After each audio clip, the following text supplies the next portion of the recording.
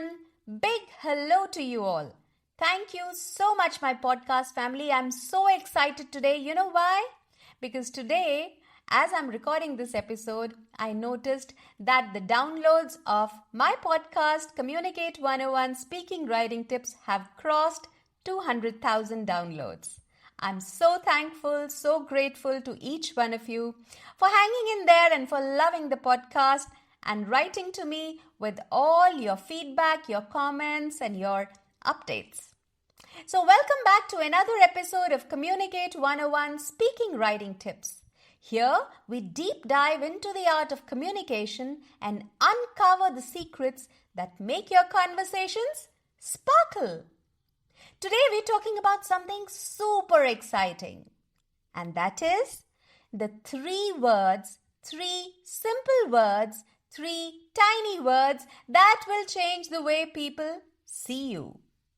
You've heard it right, just three little words. And these three little words can completely transform the way people see you. You must be thinking, 3 words? Which 3 words? Why only 3 words?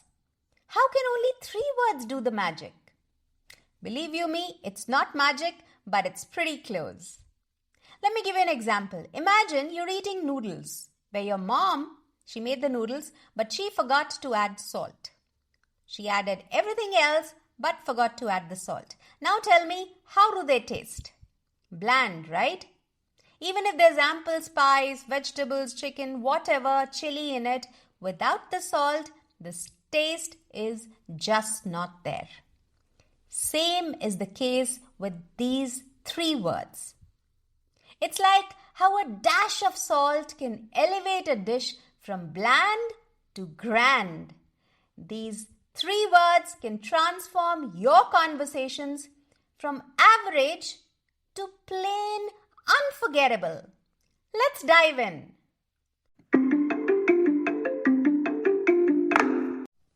Communication, we know, is all about connection, right? And the way people see you, the way people view you, they perceive you, can significantly impact your relationships. Be it personal, be it professional, but it's all about the way people see you, the way people notice you. So imagine if you had a superpower that made people see you in a whole new light. That sounds exciting, right?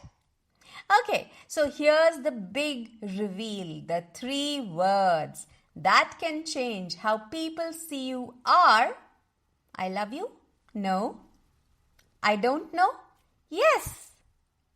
It might sound counterintuitive, but stick with me. The words are I don't know.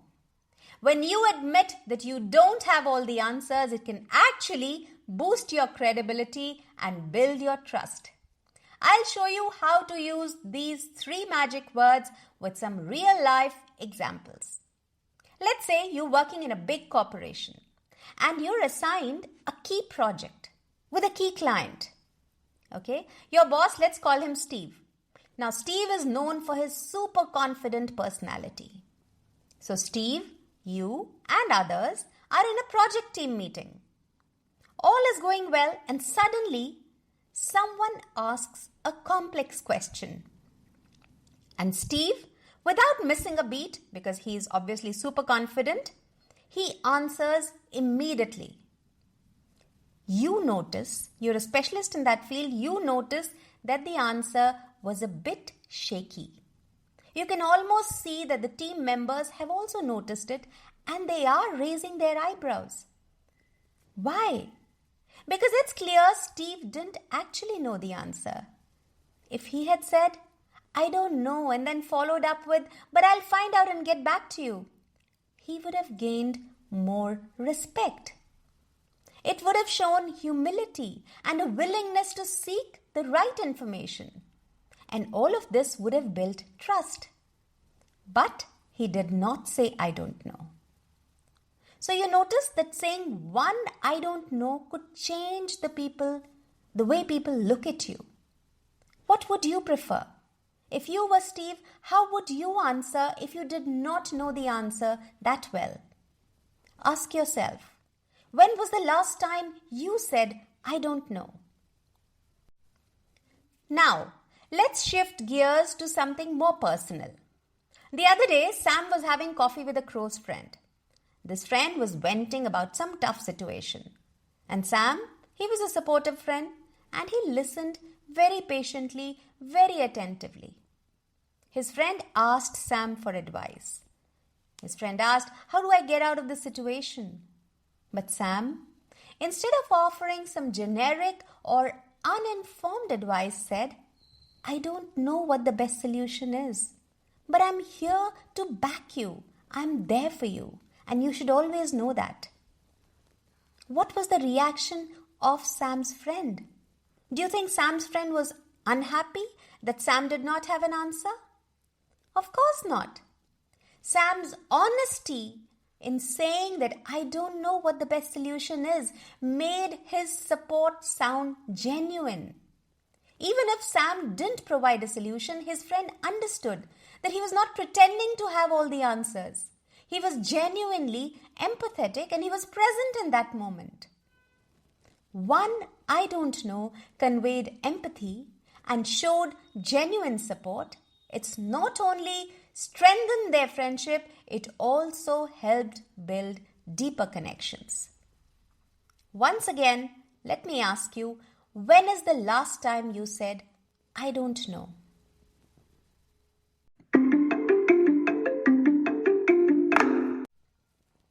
Back in the day when I started coaching, I started with children. I would teach them how to write stories, how to participate in debates in school, give speeches for their captaincy campaigns, and things like that. They loved my classes because of the fun they had while learning. We would play so many games, and while playing, they would learn new techniques. I still do that because I think when you're playing, you're more receptive to learning. On the same lines, today, right here, right now, I want to play a game with you. And the name of this game is Guess the Real Answer. If you have a notepad, it'll be great. Please have a notepad and a pen ready. If not, I trust your memory. Now, I'm going to offer you 3 scenarios, one at a time, and you have to guess whether the best response, okay, because you have to guess the real answer. So you have to guess whether the best response is to say, "I don't know," or something else. Ready? Let's go. So scenario number 1. Priya is a school teacher. When she's teaching in a class, the student asks her a very, very technical question. It's about the chapter that Priya is teaching them, but Priya is not entirely sure of the answer. She has a general idea. Now remember, she's a teacher who teaches that subject. A teacher should know the topic she's teaching, right? So when the student asks Priya the very, very technical question, what should Priya do? Should she say, A, "I don't know the exact details, but I can get back to you with the correct information"? Or should Priya say, B, "Oh, sure, so the answer is ... and give the answer, blah, blah, blah"? Jot down your choices. A, "I don't know the exact details, but I'll get back to you with the information." Or B, she gives the answer. On your notepad or your memory, jot down your choices. Remember, A is for "I don't know."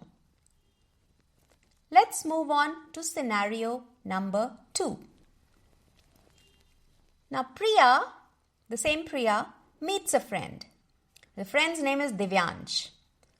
Priya meets a friend Divyansh who's going through a divorce. Divyansh is also fighting a custody battle in the court. He asks Priya for advice, whether he should change the lawyer because his case is moving so slowly. Priya has no clue about legal matters. She's never faced anything like this. But she wants to help Divyansh. She wants to be there for Divyansh. After all, he's a very close friend. What should Priya say? A, "I don't know what to suggest, Divyansh, but if you want, I can ask Dad what he thinks." Or should Priya say, B. Based on my experience, I think you should do this. Once again, jot down your choices A or B on your notepad or your memory. Remember, A is for I don't know. I hope you've noted A and B scenarios. Now moving on to scenario number 3. Now Priya goes to a party. She's chatting with friends at a party, general chit-chat. Her friend Rita, who's a journalist, starts talking about the recent general elections, how the ruling party strategically won the elections. Priya has no knowledge about politics. She stares at Rita with a blank expression. And noticing Priya's blank expression, Rita asks Priya, "So Priya, do you think this was a smart move by Congress?" Priya is like caught suddenly. What should poor clueless Priya say? A. I don't know much about that, but it sounds interesting. Can you tell me more, Rita? Or should Priya say, I'm sure it's quite a smart move. I've heard about it somewhere. Remember, A is for I don't know. Jot down your choices A or B on your notepad or your memory. Now, jog your memory, look at your notepads. Did you answer A everywhere or did you answer B at some places? I think now you've got the hang of it. The correct response in each scenario is A, which means saying I don't know. Because I don't know does 3 very, very important things. The first one, it shows that you're honest. Let's face it, nobody can know everything. When you say I don't know, you're only sounding human. And when people see you as human, they connect. So don't be shy whenever you have to say I don't know. You'll only come across as somebody who's very human, very relatable, who doesn't know everything. The second thing that I don't know does is that you look open to learning. It shows that you have a growth mindset. When you say the magic words I don't know, you're actually opening yourself up to learning and also improving, which is a great quality that people see in you. They obviously see you in a different light. The third and the most important thing that I don't know does is that it builds trust, it builds respect. People trust those people who are honest about their limitations. It shows that there's a willingness to find accurate information. You come across as somebody who has integrity, who looks trustworthy.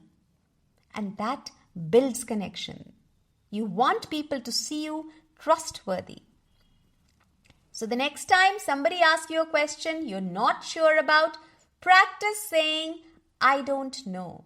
You will be surprised at how refreshing it feels to be honest. But when you say, I don't know, don't just end it there. Follow it up with something like, I don't know, but let me find out. Or I don't know, but please help me understand this more. Or something like that. The next time you're faced with a situation or a question where you don't have all the answers, don't be shy to say, I don't know, because it might just be the only key to strengthen your relationships, to enhance your communication skills. Before we wrap up, I want to hear from you. When was the last time you actually and genuinely said, I don't know? What was the reaction you got? Drop me a message on my Insta handle, which is #communicate101. I regularly post a lot of tips and strategies that will help you level up your communication skills on my Insta handle. So don't forget to follow. Until next time, keep communicating with confidence and curiosity. I'm going to catch you in the next episode of your favorite communication skills podcast with more tips, more tricks, and more strategy. To do what? Of course, better your communication skills. Thanks for tuning in, and remember, the power of communication is in your hands.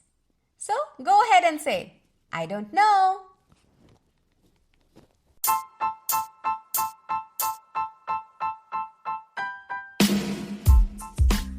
Thank you for listening to this episode of Communicate 101 Speaking Writing Tips with Sarika Singh. If you want to be notified of upcoming episodes, be sure to hit the subscribe button and follow the podcast. I'll be back to share more stories, more life experiences, and more communication tips every Friday. If you want to reach me or connect with me, just put your comments in the comment box below or mail me at info@sarikasingh.in. I know you're going to rate and review this podcast, so a big thank you in advance. Stay tuned and think about what we talked today.